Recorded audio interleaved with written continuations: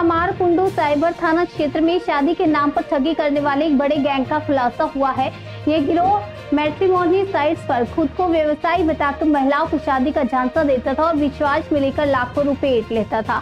Police ने इस मामले में 2 आरोपियों को गिरफ्तार किया है। आरोपी जाहिर को खानाकुल से 10 जुलाई की मध्य रात्रि में और अभिषेक को 3 जुलाई को झारखंड के देवघर से पकड़ा गया।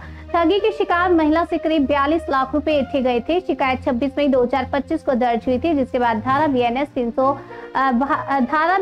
35/3 के तहत मामला दर्ज कर जांच शुरू की है। जांच में सामने आया कि आरोपी फर्जी आईडी और खातों का इस्तेमाल कर ये ठगी कर रहे थे। पुलिस गिरोह के अन्य सदस्यों की तलाश कर रही है और ठगी की रकम के लेन देन की भी जाँच की जा रही है। नाम প্রকাশে অনিচ্ছুক, তাই তার নাম এবং ঠিকানা উল্লেখ না করে আমি বলছি। অভিযোগকারিনী আমাদের এখানে 26/5/2025 তারিখে আসেন এবং অভিযোগ করেন, যার ভিত্তিতে cyber PS case number 1225 under section 316 within bracket 2 318 within bracket 4 319 within bracket 2 BNS case start হয়। ঘটনাটা এরকম, অভিযোগকারিনী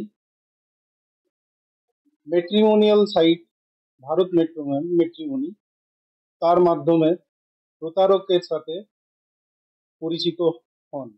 তারপর তাদের মধ্যে যোগাযোগ স্থাপন হয়, কথোপকথন চলতে থাকে। কয়েকদিনের মধ্যেই প্রতারক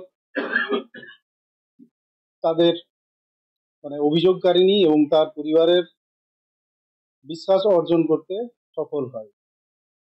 প্রতারক ভারত ম্যাট্রিমনিতে একটি ফেক আইডি, যে আইডিতে অনুপম রায় পরিচয় দিয়ে আইডিটা তৈরি করা হয় এবং সেই আইডির মাধ্যমে যোগাযোগটা চলতে থাকে। এরকম কিছুদিন চলার পরে জানুয়ারি মাসের মাঝামাঝি সময়ে প্রতারক অভিযোগকারিনী এবং তার পরিবারকে জানায় যে তার ব্যবসার কারণে যে জিএসটি দিতে হয় এবং আদার কিছু ট্যাক্সেস যেগুলো দিতে হয়, সেটা সে বিশেষ কারণবশত দিতে না পারার জন্য তার ব্যাংক অ্যাকাউন্ট যেগুলো আছে সেগুলো ফ্রিজ হয়ে যায়। ব্যাংকে কোনো রকম কোনো ট্রানজ্যাকশন আর করা যাচ্ছে না। এরম পরিস্থিতিতে একটা অ্যাকাউন্ট নাম্বার দিয়ে অভিযোগকারিনীকে বলা হয় যে ওই অ্যাকাউন্টে যদি কিছু টাকা তাকে দেওয়া হয় তাহলে সে তার যে জিএসটি এবং আদার ট্যাক্সেস, যে ট্যাক্স লাইবিলিটিস আছে সেগুলো পরিশোধ করলে তার ব্যবসা আবার চলতে থাকবে। এরপরে ওই অ্যাকাউন্টে বিভিন্ন সময়ে যারা প্রতারিত হয়েছেন তারা কম বেশি 44 লক্ষ টাকা ট্রান্সফার করেন, 44 lakhs। আমরা তদন্ত শুরু করি। তদন্ত করতে গিয়ে আমরা অ্যাকাউন্টগুলো ট্র্যাক করা শুরু করি। ট্র্যাক করার পরে আমরা একটা জায়গায় ইনভেস্টিগেশন একটা জায়গায় যাই। সেখান থেকে আমরা বুঝতে পারি যে আইডির মাধ্যমে যোগাযোগ স্থাপন করা হয়েছিল সেই আইডিটা ফেক, কারণ কিছুদিনের মধ্যেই ওই আইডিটা প্রতারক ভারত ম্যাট্রিমনি থেকে ডিলিট করে দেয়। মজার বিষয় হচ্ছে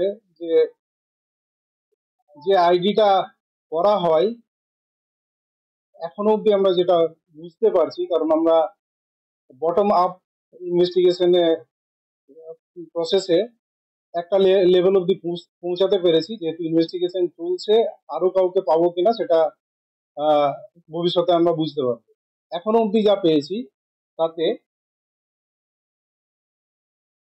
যিনি মাস্টার মাইন্ড আছেন তিনি নিজেকে চালের ব্যবসায়ী পরিচয় দিয়ে যে আইডি থেকে উনি যোগাযোগটা স্থাপন করেছিলেন তার রেসপেক্টে যখন তার সাথে voice call phone call establish হয়, তখন তিনি তার পরিচয়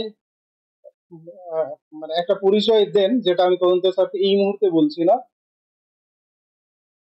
নাম এবং পার্টিকুলার, কিন্তু তার ব্যবসাতে তিনি বলেন যে তিনি একজন চালের ব্যবসায়ী এবং বিভিন্ন সময় তিনি তার ম্যানেজারের সঙ্গেও এই পরিবারের কথাবার্তা করান। যে দুজনকে ম্যানেজার পরিচয় দেওয়া হয়েছিল আমরা তাদেরকে অ্যারেস্ট করতে পেরেছি, তারা আপনাদের সামনে আছেন। তাদের একজন হচ্ছেন অভিষেক রায়, যার বাড়ি ঝাড়খণ্ডের দেওঘরে এবং কলকাতাতেও উনি মাঝে মধ্যে থাকেন। কলকাতার গড়িয়াতেও তার একটা অ্যাড্রেস আছে। তাকে আমরা আমাদের ইনভেস্টিগেশনের সময় যে এভিডেন্স গুলো পেয়েছিলাম তার বেসিসে তাকে আমরা 41-এ ডাকি, তাকে জিজ্ঞাসাবাদ করা হয়। যথাযথ উত্তর দিতে না পারার জন্য আমরা তাকে আমাদের হেফাজতে নিই এবং ইনভেস্টিগেশন চলতে থাকে, তাকে আরো জেরা করা হয়। জেরার পরে মানে জেরার ফলে যেটা জানা যায় যে আরেকজন যিনি ম্যানেজার পরিচয়ে কথাবার্তা বলতেন অভিযোগকারিণী এবং তার ফ্যামিলির সঙ্গে, তার পরিচয়ও আমরা জানতে পারি এবং 9 এবং 10 জুলাইয়ের ইন্টারমিডিয়েট নাইটে আমরা তাকে খানাকুল